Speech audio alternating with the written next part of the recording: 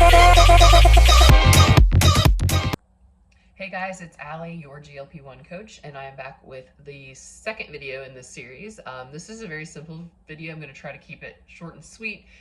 It is just explaining exactly what GLP-1 medications do in the body. I'm going to try to put it in very simplified terms that you can understand. I think there's a lot of stigma and stress and just misinformation and misunderstanding about what it is GLP-1 medications do. So let's break it down. Makes a GLP-1 is a hormone your body already makes. Its job is to say, all right, we're taking in food. Let's try to make this as smooth as possible from like a blood sugar standpoint, from a metabolic standpoint. So it's not really forcing something that's unnatural. It's supposed to be kind of more of a mimicking or an enhancing of a natural process.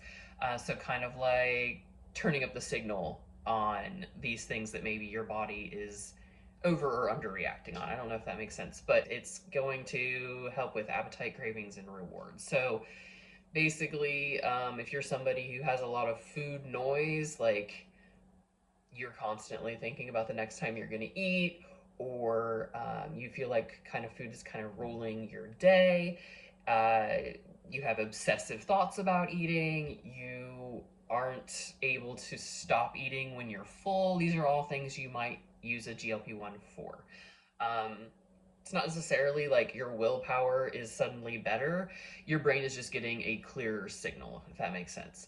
So for a lot of people, it finally feels like food is kind of decentered from your day. That's like how it was for me, where I was always constantly feeling like, okay, what's the next thing we're gonna eat? Blah blah blah blah blah. It was just like decentered. My day doesn't revolve around what I'm eating anymore, which is really cool. It gives me a lot of freedom in my brain to do other things and think about other things.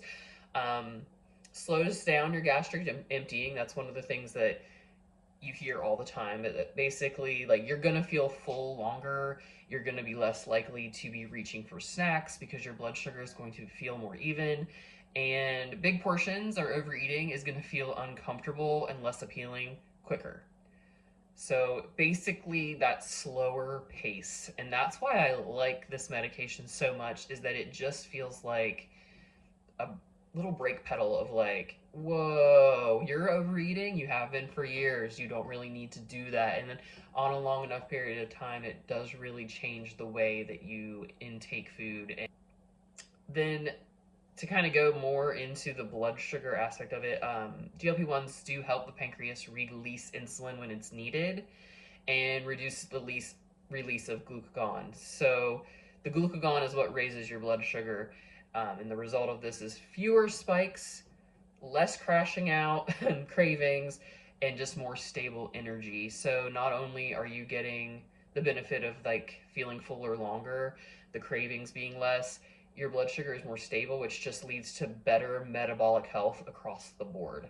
Because realistically, when you're on a wellness journey or you're trying to take control of your health or your weight, that's what you want, is steady blood sugar. You want to avoid the spikes. You want to stay steady. So that's why starvation diets, like limiting that kind of stuff, is like ineffective in a lot of ways, because you're going wee-hoo, wee-hoo, wee-hoo all day, and your body doesn't want to do that. That's not helpful. So I hear a lot of people who get on GLP-1 medications and have heard that, like, I'm doing these videos or I'm coaching people, and they were like, oh, I wish you would talk to my friend. She hasn't eaten in 3 days. And I'm like, like, that is not what you want to do. Like, long term, you're not helping yourself out by doing that. Sure, you might lose weight in the short term, but you're jacking up your metabolism and your ability for your blood sugar to stay even. So yeah, so GLP medications were developed for diabetes, but this is why they're so powerful for metabolic health, even if you are not diabetic. For me, I was pre-diabetic when I got on them because I was not about to wait until I was full-blown diabetic to get help. So I'm loving that they're becoming a little bit more mainstream, so to speak. I think it's amazing that we're living in the same timeline as these medications, with all the challenges that we do face with nutrition, food, and how it has been made addictive and unhealthy. We're facing something that no generations ahead of us, I mean, modern humanity is facing a surplus of food for a lot of us, and I mean, our ancestors would be super stoked about that, but it is a difficult, different challenge than in history, and it's not just a willpower thing. The odds are stacked against you when you're eating this food that's genetically made to be so delicious, addicting, and then it's marketed to you. So go easy on yourself.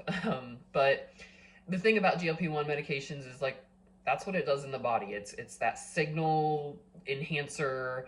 It's that gastric slowing, the emptying of the stomach. It's supporting you in all those ways. Your appetite is calmer, your fullness lasts longer, your blood sugar is steadier, and so eating less just becomes natural. Um, to me, it's like they create a window of opportunity.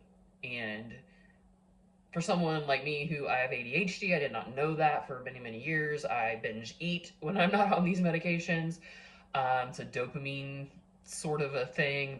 They're looking at these medications for addictive behaviors. So to me, it's like I can see how that would work, but it creates that window of opportunity. It's not a 100% permanent fix. You still have to kind of seize the window of opportunity, practice awareness, teach yourself about macros, portions.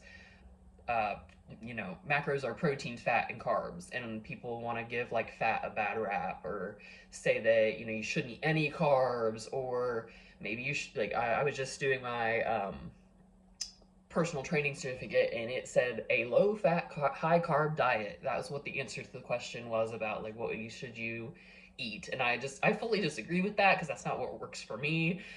Everyone is kind of different on that, but for me, it does help to do the protein first, especially on a GLP-1 where you are just eating less overall.